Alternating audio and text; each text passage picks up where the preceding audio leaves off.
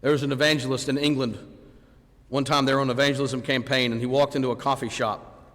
As he sat there, they were having a campaign that was there, and he looked at the proprietor of the business, and she came over to him, and he said, "Hey, we're having a meeting right down the road tonight. Why don't you come to the meeting?" And the response was typical, "I don't want to." He said, "Come to church." She said, "Why should I?" He said, "Come to church." She said, "Well, no," and walked away.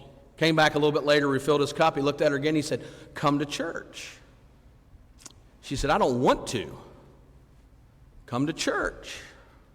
That's all he kept saying. 30 years later, he's standing up telling that story. And he said, that night, she came to church. 2 years later, she became my wife. He said, "You know what I still tell her? Come to church." Sometimes it's a pretty easy statement, right? But why do we hold back? Why do we do that? Because we have to remember Luke 9 and Matthew 16 mirror each other when they say, "If anyone would come after me, just as Jesus, let him deny himself, take up his cross daily, and follow me."